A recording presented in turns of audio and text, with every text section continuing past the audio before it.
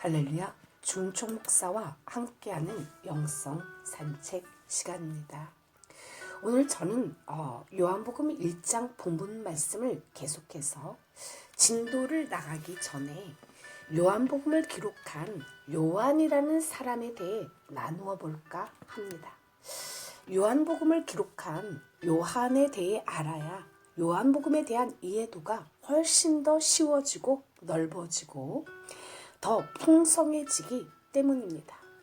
태초에 말씀하신 예수 그리스도의 본질성과 그 위대하고 신묘막측한 내용을 요한이 기록하게 되었는데, 그 요한이 어떤 사람인지 궁금하지 않다는 것은 말이 안 되겠지요.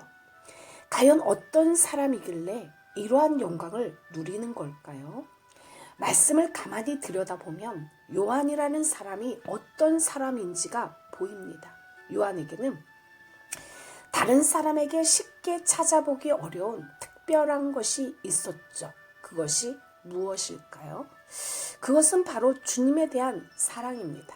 영어 수고에 보면 compare A with B 라는 말이 있죠. 오늘 당신의 주님을 향한 사랑과 주님에게 사랑받는 제자 요한의 사랑의 정도를 음미해보는 귀한 시간이 되기를 축복합니다. 요한은 주님을 사랑했을 뿐만 아니라 주님에게 가장 사랑받는 제자로 불렸습니다. 요한은 예수께서 사랑하시는 제자였죠. 주님이 십자가에 돌아가실 때 모친 마리아를 부탁할 정도로 주님께 인정받고 사랑받는 제자였습니다. 요한이 주님을 얼마나 사랑했는지를 한눈에 알아볼 수 있는 요한의 고백이 있습니다. 요한은 자기가 주님을 처음 만났고 주님을 따르기로 결심했을 때를 아주 생생하게 그 첫 만남을 기억합니다. 요한은 그때를 이렇게 기록했죠. 요한복음 1장 39절에 때가 제 10시쯤 되었더라. 그때가 아마도 10시쯤 됐었지. 내가 주님을 만난 때가 아마 10시쯤 됐을 거야. 다른 복음서에서는 눈을 씻고 찾으래야 찾을 수 없는 말이죠. 어떻게 그 날을 정확하게 자신이 주님을 언제 만났는지와 그 시간을 기억할 수가 있나요? 사람은 그 말을 들어보면 그 사람을 알 수가 있죠. 그 사람의 직업, 그 사람의 지식, 신앙의 깊이, 그 사람의 주님을 사랑하는 그 사랑의 깊이를 말을 들어보면 알 수가 있죠. 주님을 만난 시간까지 기억하는 요한입니다. 왜? 제가 이런 말을 하냐 하면 요한복음을 기록할 때 요한의 나이가 못해도 75살에서 90살은 된 상태거든요. 반백년이 훨씬 넘어서 90이 다 되어가는 나이에 자신이 젊었을 때 주님을 만난 사건을 지금 더듬어서 기록하고 있죠. 그런데 그때 가장 선명하게 떠오르는 것은 주님을 처음 만났을 때입니다.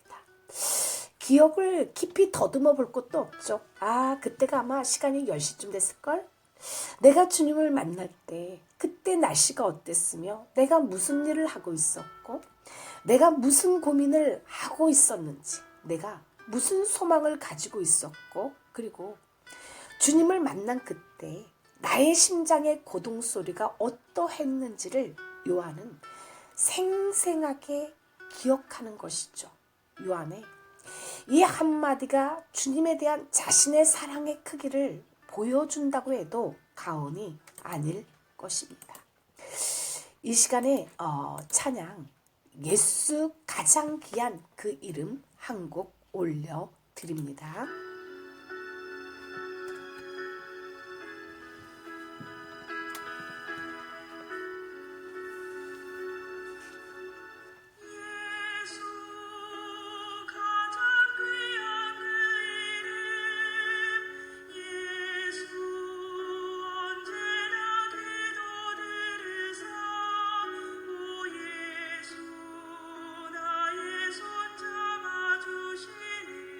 가장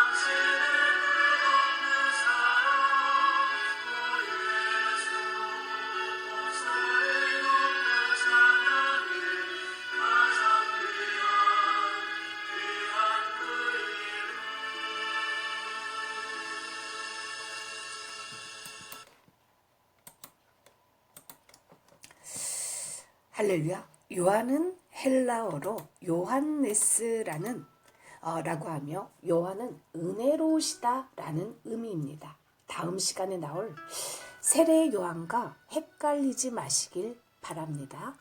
사도 요한은 함께 예수님의 12 제자에 속했던 야고보의 형제였죠. 요한과 야고보는 열심, 열정, 야망을 가진 형제들이었습니다. 예수님을 따르는 초반에는 출세주의적인 면모를 보이며 대놓고 높은 간직을 요구하는 발언을 해 사도들 사이에 분란을 일으키기도 하죠. 처음 하나님께 콜링을 받고 신학교에 가 보십시오. 젊은 많은 신학생들이 나도 조윤기 목사, 각선희 목사, 박영선 목사님처럼 할 수가 있어 하며 야심과 열정으로 충만하고 가득합니다. 예수님은 그들의 가격한 성격을 천둥에 빗대어 보아너게라는 별명을 지어주었습니다. 이 말은 천둥의 아들들이라는 뜻이죠. 이 별명을 통해 우리는 요한의 성격을 엿볼 수가 있습니다. 초창기에 예수님을 따랐던 요한은 때때로 경솔하고 무모했으며 성질이 급했고 공격적으로 행동했습니다. 마가복음 9장에서 그는 12 제자가 아닌 예수님의 이름으로 귀신을 쫓아내는 것을 보고 하지 못하도록 금지하죠. 예수님은 부드럽게 꾸짖으셨습니다. 요한이 예수께 여짜오되 선생님, 우리를 따르지 않는 어떤 자가 주의 이름으로 귀신을 내쫓는 것을 우리가 보고 우리를 따르지 아니하므로 금하였나이다. 예수께서 이르시되 금하지 말라. 내 이름을 의탁하여 능한 일을 행하고 즉시로 나를 비방할 자가 없느니라. 우리를 반대하지 않는 자는 우리를 위하는 자니라. 그뿐만이 아니죠. 예수님께서 예루살렘으로 가시는 길에 사마리아 마을 사람들이 그를 유숙하지 못하도록 길을 막았던 사건이 발생했을 때 요한이 뭐라고 그랬는지 생각이 나나요? 주여, 우리가 불을 명하여 하늘로 쫓아내려 저희를 멸하라 하기를 원하시나이까? 우리가 가는 길을 막는 사람들을 폭탄을 다 던져서 멸살시키고자 하는 말이 좋은 말은 아니죠. 요한은 사마리아 마을이 예수님을 푸대접하자 창세기에서 하나님이 소돔과 고모라에 유황불을 쏟아부어 한 도시를 그야말로 흔적도 남기지 아니하고 소멸시킨 일을 알고 있었습니다. 그리고는 과연 우레의 아들이라는 별명답게 천둥번개 같은 우레와 같은 엄청난 발언을 하죠. 당연히 예수님은 심판이 아닌 구원을 목적으로 오셨기에 호되게 질책을 합니다.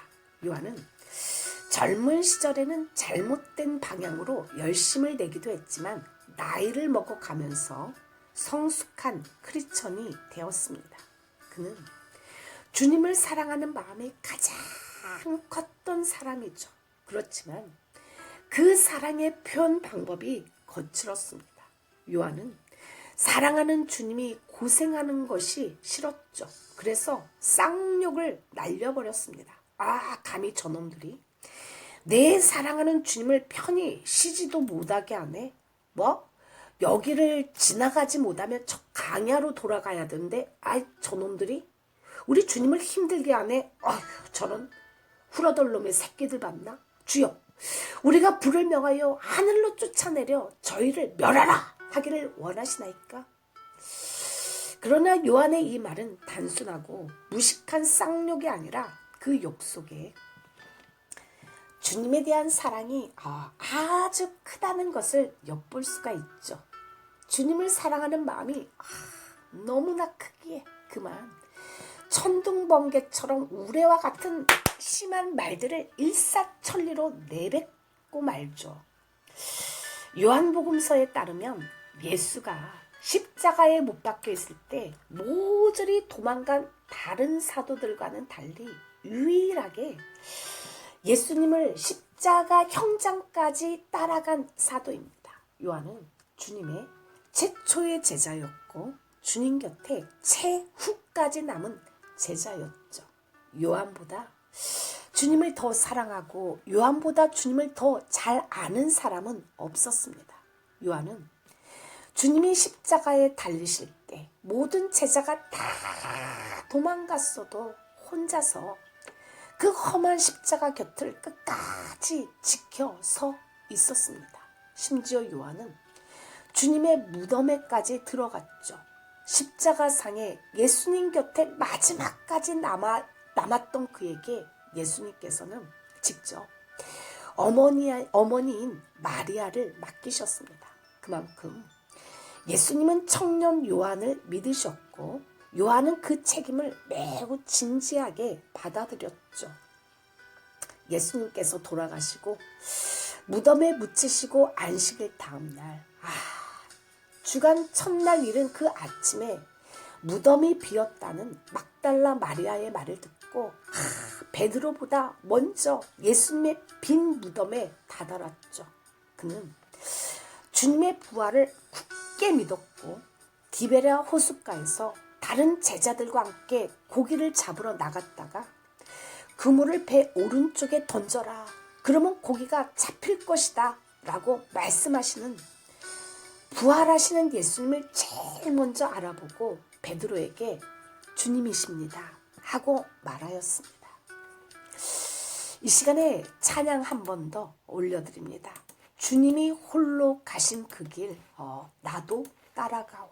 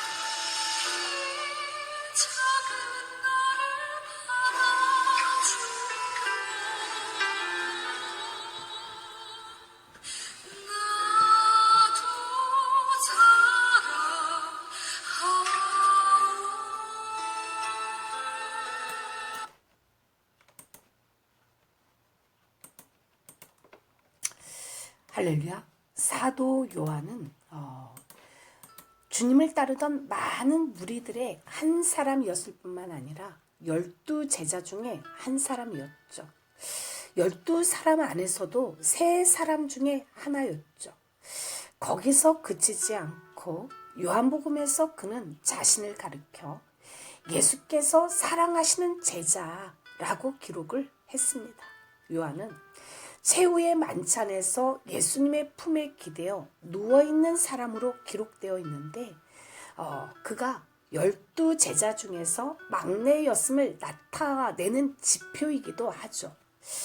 예수의 제자 중 하나, 곧 그의 사랑하시는 자가 예수의 품에 의지하여 누웠느니라. 어부였던 베드로의 갈대 같은 마음을 반석 같은 사도로 변화시켜 주신 분은 예수님이셨죠. 마찬가지로 예수님은 우레와 같은 가격한 젊은이를 사랑의 사도로 바꾸어 놓으셨습니다. 우레와 같고 천둥번개 같았던 그가 사랑의 사도로 불리운다는 것을 상상할 수가 있는 일이었나요? 요한은 사랑의 사도라고 불립니다. 요한복음은 예수님께서 제자들의 발을 씻기신 일을 기록한 유일한 복음서이죠. 요한은 예수님께서 하신 섬김의 행위에 큰 영향을 받았습니다.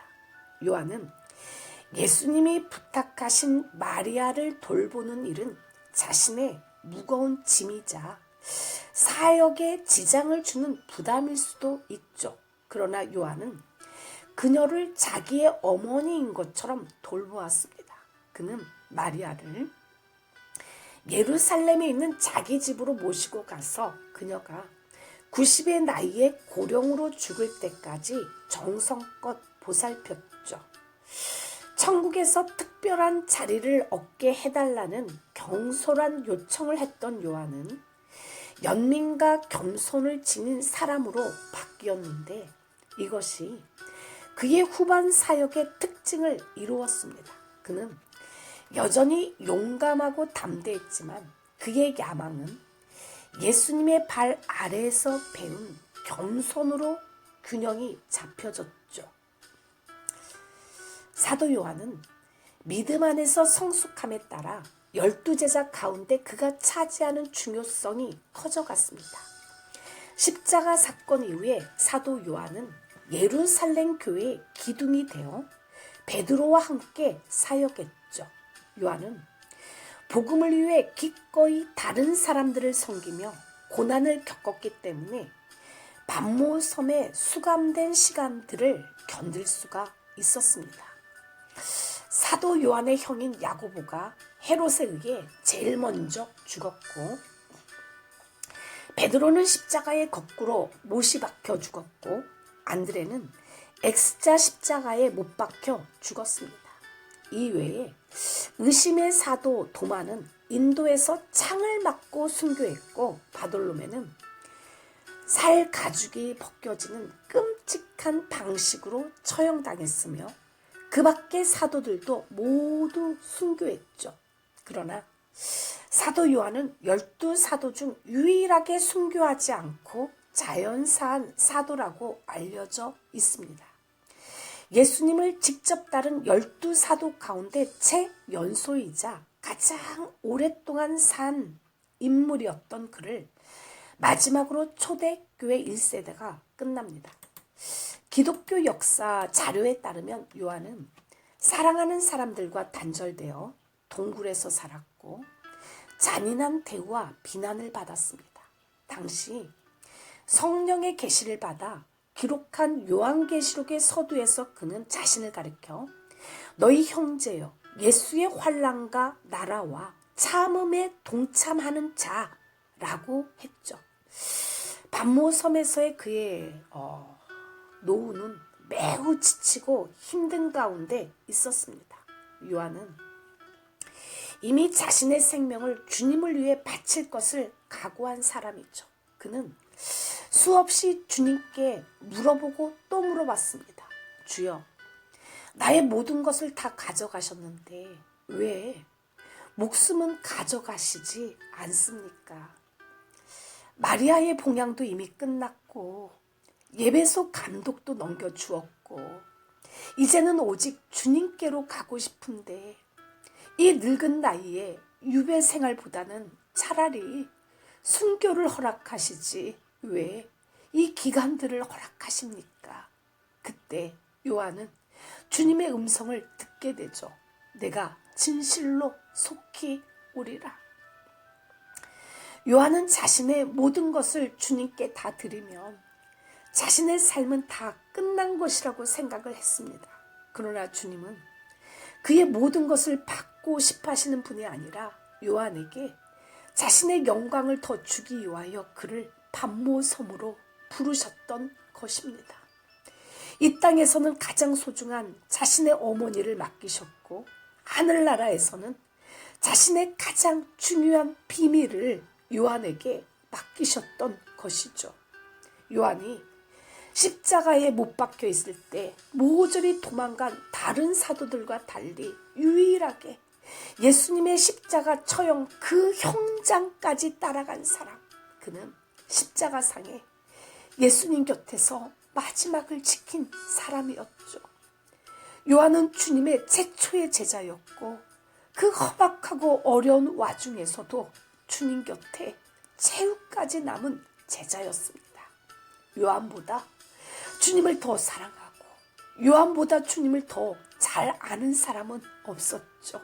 요한은 90이 훨씬 넘은 나이에 펜을 들어 자신이 그토록 평생을 바쳐서 사모하며 사랑하는 예수님의 일을 기록합니다. 예수의 공생애부터 초대교회의 발전, 박해, 신약성경의 마지막인 요한계시록을 남기면서 파란만장한 삶을 마감합니다. 마라나타, 주 예수여 어서 오시옵소서. 주님을 그토록 뜨겁고 열정적으로 사랑했던 요한처럼 주님이 가시는 곳이면 그 어느 곳이든지 따라가게 하옵소서. 예수님의 곁을 마지막까지 신실하게 지키게 하옵소서. 예수 이름으로 기도를 올려드립니다. 아멘. 이 시간에 찬양 마지막으로 마라나타 올려드립니다.